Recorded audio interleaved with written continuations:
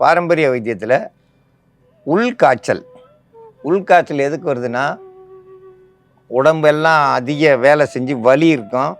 நிறைய பேருக்கு உள்காய்ச்சலுக்கு இன்றைக்கி தப்பான முடிவுக்கு போயிடுறாங்க, மது அருந்துறாங்க, இல்லை வேற எங்கேயாவது போய் அதிகமாக ஊசி மருந்து போட்டு வேறு நோய்களை வந்துடுது.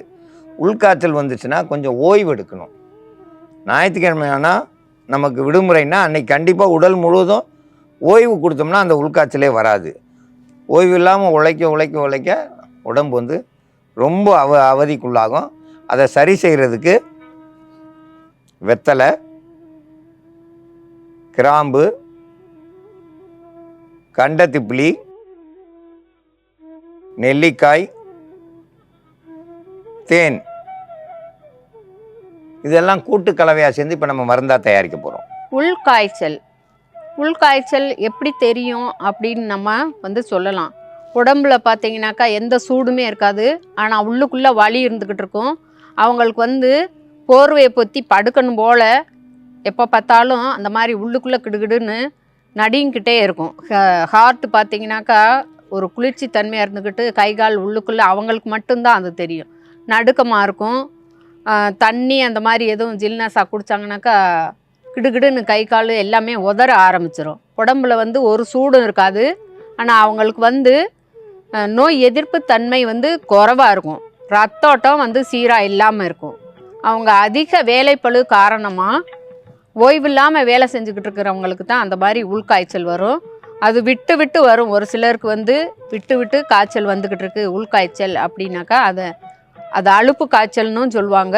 உள்காய்ச்சல் உடல் வலினால் வர்ற காய்ச்சல்.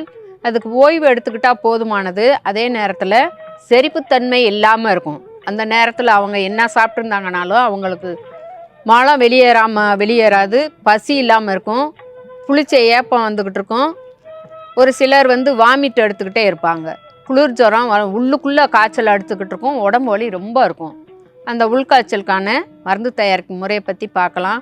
10 வயசுலேருந்து பெரியவங்க 40 வயசு 50 வயசு வரைக்கும் உள்ளவங்களுக்கு இந்த மாதிரி இந்த உள்காய்ச்சல் இருக்கிறவங்களுக்கு விட்டு விட்டு வந்துக்கிட்டு இருக்கு, தொடர்ந்து 2-3 நாள் வந்துக்கிட்டு இருக்கு அப்படின்னாக்கா அது அவங்களுக்கு தெரியாமல் சில பேர் என்னவாங்க டைப்பாய்டு காய்ச்சல் அப்படின்னு சொல்லிட்டு அவங்க சொல்லுவாங்க. நிறைய மருத்துவமனைகளுக்கு போவாங்க. ஒன்றுமே வேண்டாம், அந்த உடல் வலியினால் ரெஸ்ட் எடுத்துட்டு நல்லா அவங்க இந்த மருந்து தயார் பண்ணி சாப்பிட்டாங்கனாலுமே அந்த காய்ச்சல் வந்து சரியாயிரும். உடம்புக்கு ஓய்வு கொடுக்கணும். உள்காய்ச்சலுக்கான மருந்து தயாரிக்கும் முறையை பற்றி பார்க்கலாம். கிராம்பு நரம்புகளை வலுப்படுத்தக்கூடியது. உடம்பு ஒரே சமச்சீர் நிலையில் சூடாக வச்சுக்கிறோம். ரத்தோட்டத்தை வந்து ஒரே சீராக வச்சுக்கிறதுக்கு 5 கிராம்பு எடுத்துக்கிறணும். அது கூட உணவுத்தன்மை சாப்பிட்டது செரிக்காமல் இருக்கிற கழிவுகளை வெளியேற்றக்கூடியது. வாமிட்டிங் எடுத்துக்கிட்டு இருந்தாங்கனாலும் அந்த இதை வந்து கழிவை வந்து சிறுநீராகவும் அல்லது மலத்தின் வழியாகவும் வெளியேற்றி கொண்டு வரக்கூடியது இந்த வெற்றிலை. பசிக்காமல் இருந்துச்சுனாக்கா பசிக்கிற தன்மையை கொண்டு வரும். இந்த வெற்றிலை கூட 5 கிராம்பு கூட எடுத்துக்கலாம்.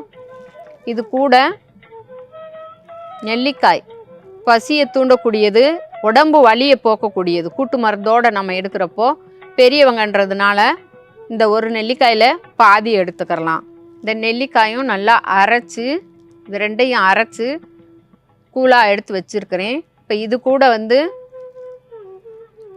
கிராம்பு பொடி வந்து கூட சேர்த்துக்கலாம். கிராம்பு பொடி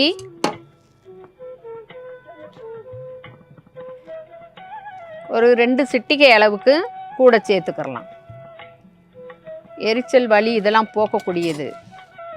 கண்டத்திப்பிலி உடம்புல வலி எரிச்சல் அரிப்பு அந்த மாதிரி சில பேருக்கு வந்து அதிக வலி இருந்துக்கிட்டு இருக்கும். உள்ளுக்குள்ளே வலி இருந்துக்கிட்டு இருக்கிறது எரிச்சலாக இருக்கும். அந்த கிடுகிடுன்னு நடிங்கிட்டு இருப்பாங்க. அந்த வலியெல்லாம் போக்கக்கூடியது கண்டத்திப்பிலி பொடியாக வந்து ஒரு 2 சிட்டிகை அளவுக்கு கூட சேர்த்துக்கலாம். நான் பொடியாக அரைச்சி எடுத்து வச்சுருக்கிறேன். கண்டத்திப்பிலி உடம்பு வலியை போக்கக்கூடியது. இப்போ இது கூட ஒரு 1/2 ஸ்பூன் தேன் கூட சேர்த்துடணும்.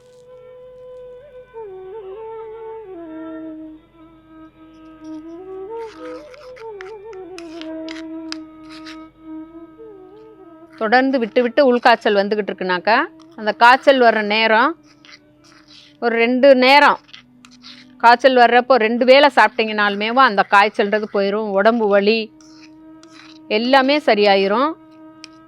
உடம்பு நடுக்கம் இருந்துக்கிட்டு உள்ள குளிர் ஜுரம் போத்தி படுக்கணும் மாதிரி இருக்குது அப்படின்ற ஒரு உணர்வு இருந்துக்கிட்டே இருக்கும் அவங்களுக்கு. அப்படி இருக்கிற நேரத்தில் அவங்க இந்த மருந்தை தயார் பண்ணி சாப்பிட்டாங்கனாக்கா 2 வேளை சாப்பிட்டாலுமே உங்களுக்கு அந்த உள்காய்ச்சல் சரியாயிரும். உள்காய்ச்சலுக்கு வெத்தலை, கிராம்பு, கண்டத்திப்பிலி, நெல்லிக்காய், தேன் இதெல்லாம் கூட்டு கலவையாக சேர்ந்து மருந்தாக கலந்து எடுத்துருக்கோம். இதை அப்படியே வழித்து நக்கணும். மெதுவாக சாப்பிட்டு பொத்தி படுத்துட்டோம்னா காலையில் ஒரு முறை சாயந்தரம் ஒரு முறை சாப்பிட்டா அதோடு சரியாயிரும். அந்த உள்காய்ச்சல் உடனே சரியாயிரும். உள்காய்ச்சலுக்கு இது ஒரு சிறந்த மருந்து. இந்த மருந்தை பயன்படுத்தி பயன்பெற வேண்டும் என்று கேட்டுக்கொள்கிறேன்.